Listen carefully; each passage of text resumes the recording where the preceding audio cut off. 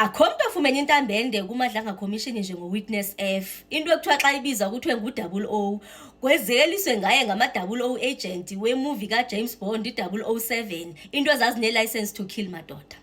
Mosi uwitness F lona bokumele baku-appeara yena namhlanje nge-16 kaFebruwari 2026 including kusasa nge-17 kaFebruwari 2026. Sekuvele into yoba akekho uyagula usesibhedlela. Sibuyeni umva.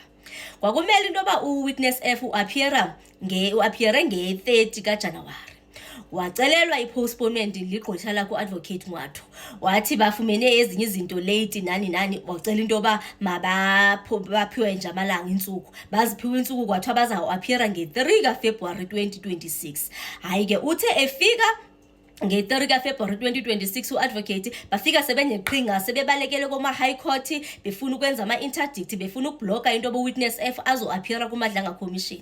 Wathi uJudge Mbuyiseni Madlanga madoda umxhosa kuthi wathi nje do unotshe impunduzelawo uyathanda kathanda uwitness F uzawuqhubeka atestifye apha wabe sithi ngapho evidence leader kukuye into obuya participate athini into esayenza we will put the evidence to him. We will put it to him kukuyinto obuyaphendula okanye akaphendula wazibhaqephise ke aparticipateile uwitness F nge-3 nange-4 phofu nge-3 njalo batshayisa early babezimisela ukutshayisa late phako 6 batshayisa le early because uadvocate Mwatho waba ngumuntu okosekelambile akakangafumani ixesha lokudla phansi koba ke uye wabalekela kulo mcimbi noba wecourt nani hayi ke kwange-4 nge-4 wathi bese busy njalo wacela ukuqhawula early uwitness F wacelela ngokwakhe phansi koba esithi ubuflu waregiso uvukwa yiflu hayi ke kwavunyelwa futhi into yoba mabaqhawule early engumuntu engathi uzawubuya nge-6 nge-5 umosi kwa-appeara ubrigadier Rachel Majeng lo wabonakale ngathi usisinqanda mathe sika-Kate Matlala ekrogrisa ke phofu apha kwi-commissioners kwamele into yoba ke ngoku inoba uzawuza nge-6 uwitness F hayi wacelwa phansi koba bengagqibanga ngobrigadier Macheng befuna into yoba bebesebeqosheliswa wakho umcimbi bawugqibe kwathiwa yena uwitness F uzazo-appeara namhlanje nge-16 nange-17 kaFebruwari hayi ke namhlanje sekuthiwa uyagula usesibhedlele uwitness F and then idate ngathi ebhalwe kwi-medical note yakhe uzawuba available nge-16 zikaMarch 16 zikaMarch ezo okulilanga lokugqibela kwemadlanga commission. So ithi into idate evelile ke ingathi nge-16 bayagqibelisa apha kumadlanga commission not unless if bazawucela i-extension. So itsho into so une-30 days ngabe sithi kanye 30 day i-sick note yakhe into engathi njalo nje. Hey ningalibalanga ke kule 30 days esheke nayo uminister Senzomchunu kusabela into babuya apha kumadlanga commission. Ningalibalanga into yoba uGeneral Shadrack Sibiya akaka-appeari kwayena apha phofu xa sithi 30 days ningalibali basifake nama-weekend ke apho so amalanga nje sebenawo abasheke ngawo kumadlanga commission mancinci. So hey asiyazi into yoba ke ngoku ibe kwakulo mcimbi ka-witness F asiqhathwa na phantsi koba noGeneral Shadrack Sibiya kwakubela into yoba sekezile wazo-appeara kwathiwa hayi akekho right uyagula ngathi kwenyuka amaswekire nani kwanye waphiwa i-postponement so nayo salindele into yoba azozovela sesinethemba nje loba ke ingabi sesiyaqhathwa nje malunga nalo mcimbi woba uwitness F uyagula usesibhedlele masithembeni uba hayi nyani uyagula usesibhedlele so andikosho noba ucimbi uzadoja kuze kuthini ngoba kumadlanga commission akuqhweshi nadonki hayi futhi bayakunikeza intambende kodwa uku-appeara kona uzaphetha u-appearile uba ngaba bayakufuna u-appeara and bangayibona ke ndiyabathemba ne-extension noba ngathiwa nge-16 kuthiwe hayi wagula uwitness F hayi ndiyabathemba bangayicela nje i-extension especially for uwitness F. So namhlanje nakusasa abekho bazawuresume futhi nge-18 kaFebruwari 2026 which is going to be on Wednesday.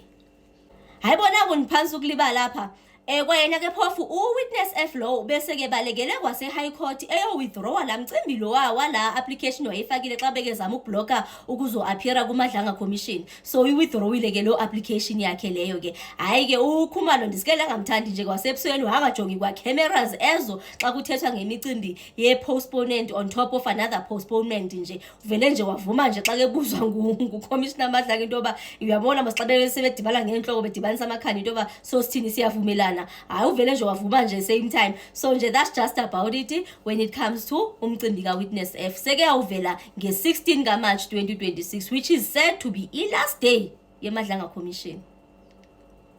Chair and Commissioners, Witness F has been hospitalized and is not available today.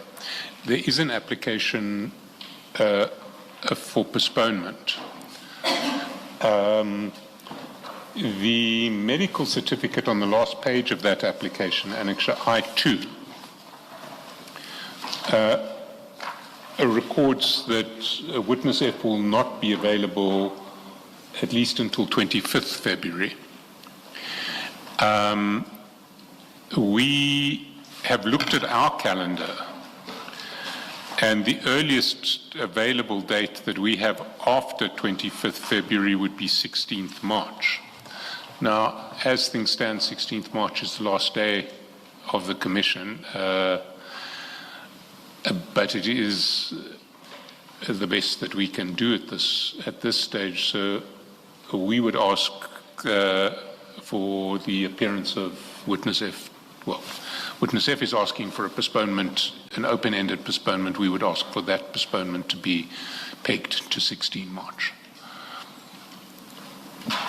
Thank you, Mr. Chaskalson. Mr. Ngwato, do you wish to say anything? Are you agreeable to a postponement to the 16th? Indeed, Commissioner, we are, given the circumstances that's been alluded by my learned colleague. Thank you.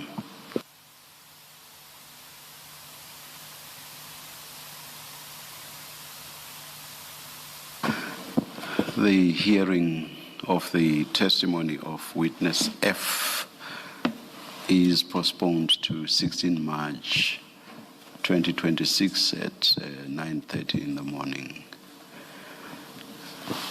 Mr. Jen. Thank we you. resume on, we have nothing for tomorrow then. We had because- witness F scheduled for because- today and tomorrow. And tomorrow, yes. So we resume at 9:30 on Wednesday. Wednesday.